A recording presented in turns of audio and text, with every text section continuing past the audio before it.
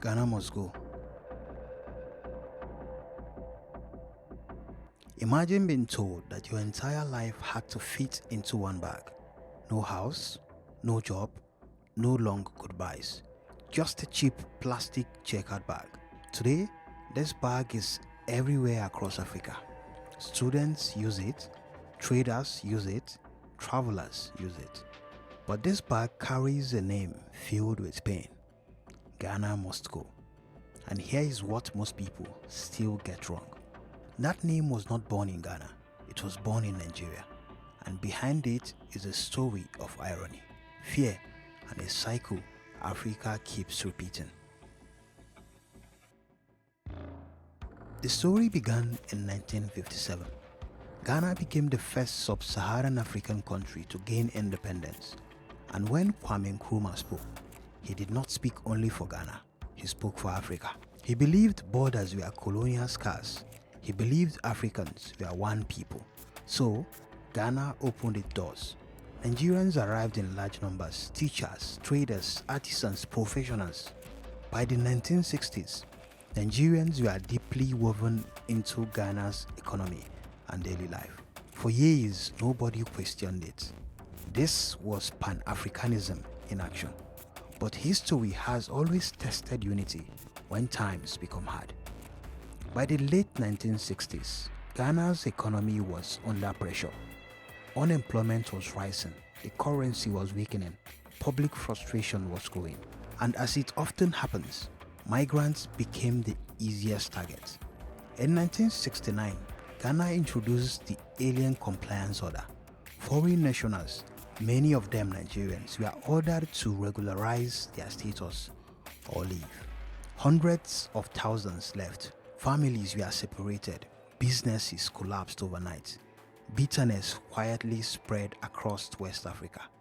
The message was clear. When pressure rises, brotherhood becomes conditional. In the 1970s, the balance shifted.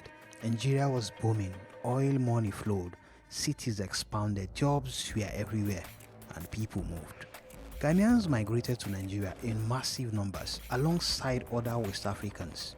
They worked in factories, markets, homes, and construction sites.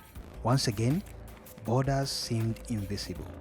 Once again, Africa felt connected. But prosperity did not last.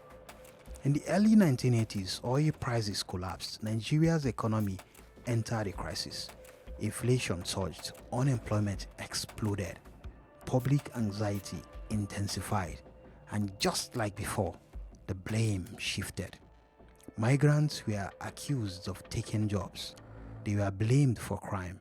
They were blamed for economic hardship. Ask them to leave within 2 weeks. If they don't leave, they should be arrested and tried. Tonight, West Africa continues to be economically and politically disrupted by the mass movement of workers expelled from Nigeria. Almost 900,000 have already returned to Ghana alone. In a cold and deliberate attempt to tarnish the good image of Nigeria, the Western press mounted an orchestrated campaign of vilification and calumny against this country for the steps it had taken in the interest of our national security and in exercise of our right as a sovereign state. In 1983, Nigeria's military government ordered undocumented foreigners to leave the country. There was no transition period, no safety net, no mercy. Estimates suggest that over 2 million people were affected. The majority of them, Ghanaians. People had no time to prepare. They grabbed whatever they could. Suitcases were too expensive. Transport was limited. Time had run out. So people used what was available. A cheap plastic checkered bag, sold in markets, strong enough to hold clothes, cheap enough for the poor. People packed their lives into it. Documents, shoes, memories.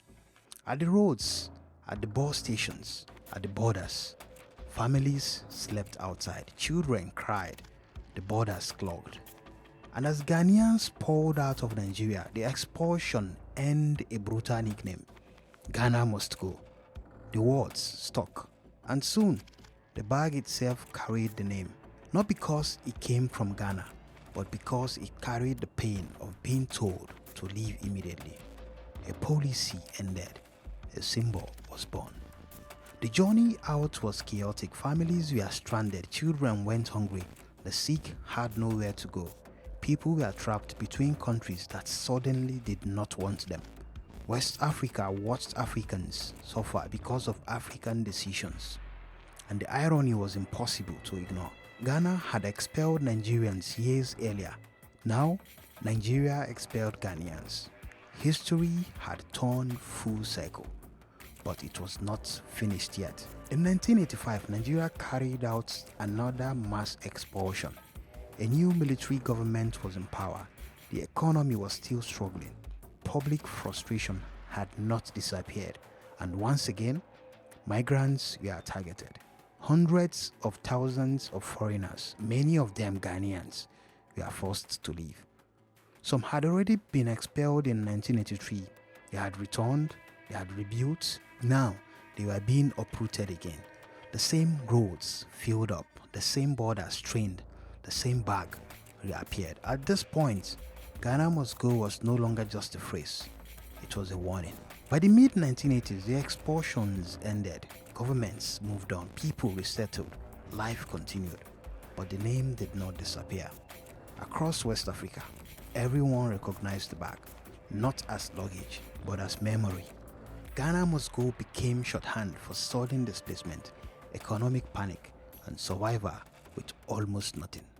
And then something unexpected happened. The bag changed meaning. Students used it when they could not afford suitcases. Traders used it to move goods.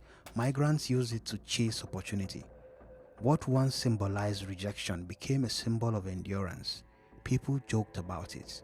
They owned it. The pain did not vanish, but it transformed. Today, Ghana is one of Africa's most stable democracies. It actively invites Africans and the diaspora back through initiatives like the Year of Return. Nigeria remains a regional giant, still grappling with migration, identity, and economic pressure.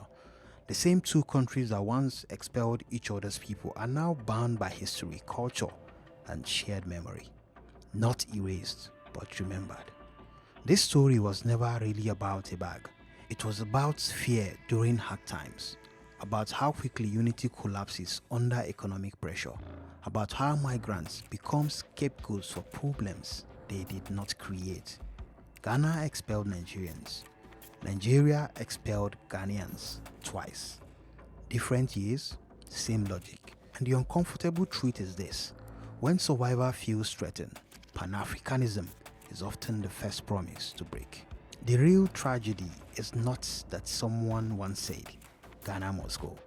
The tragedy is that decades later, we are still saying it, just with different names and different borders.